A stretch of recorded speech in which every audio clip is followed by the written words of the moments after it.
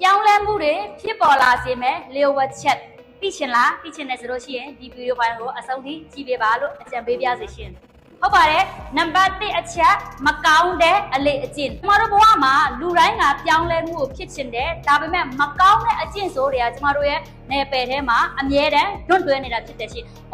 ဒီအလုပ်ငန်းကြီးကိုလှုပ်လိုက်လို့ကျမတို့ဘဝကိုပြောင်းလဲသွားမယ်ကြီးပွားသွားမယ်တိုးတက်သွားမယ်ဆိုတော့သိတယ်ပြောရမယ်ဆိုလို့ရှိရင်ကျမဝနေတဲ့လူတစ်ယောက်မနက်အစောကြီးထားမယ်လေ့ကျင့်ခန်းနဲ့လုပ်မယ်ပြီးလို့ရှိရင်ကျမပုံမှန်လှုပ်သွားလို့ရှိရင်ကျမခန္ဓာကိုယ်ပြောင်းလဲလာမယ်ပိန်လာမယ်ဒါကိုကျမသိတယ်ဒါပေမဲ့မနက်အစောကြီးထားပြီးလေ့ကျင့်ခန်းထားလောက်ရမှာကိုကျမပြင်းတဲ့အတွက်ကြောင့်မို့လို့အဲ့ဒီမကောင်းတဲ့အကျင့်ဆိုကြီးကကျမလက်ခံထားသလိုဖြစ်နေတယ်အဲ့တော့စီးပွားရေးလောကမှာလည်းကျမတို့တွေကဒီအတိုင်းပဲကိုလှုပ်လိုက်လို့ရှိရင်တိုးတက်သွားမယ်ဆိုတာသိတယ်ကြီးပွားသွားမယ်ဆိုတာသိတယ်ဒါပေမဲ့ကိုယ့်ရဲ့ကောင်းတဲ့အတွေးထဲမှာအဲ့ဒီမကောင်းတဲ့အလေ့အကျင့်မကောင်းတဲ့အတွေးကကျမတို့လက်ခံထားလို့ပဲဖြစ်တယ်ရှင်နံပါတ်2အချက်ပြောင်းလဲမယ်လို့စတင်ပြီးကို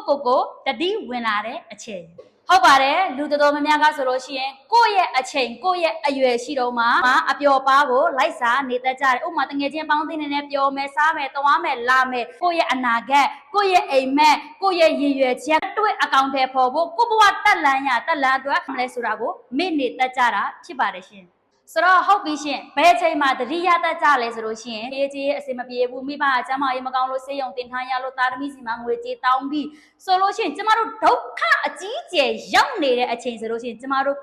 ကိုပြန်ပြီးတတိယတက်လာတယ်အဲ့ခါကျလို့ရှိရင်လူများစီမှာပတ်စံလိုက်ချီးမယ်ဆိုရင်မျက်နှာငယ်လာမယ်စသဖြင့်အဲ့ဒါမှကိုပြန်ပြီးတတိဝင်လာတယ်ပြောချင်တာကကျမတို့တွေအရွယ်ရှိတော့အချိန်ရှိတော့ကိုလုံနိုင်တော့မှလှုပ်ထားပါတကယ်လို့ကိုကလုံနိုင်တော့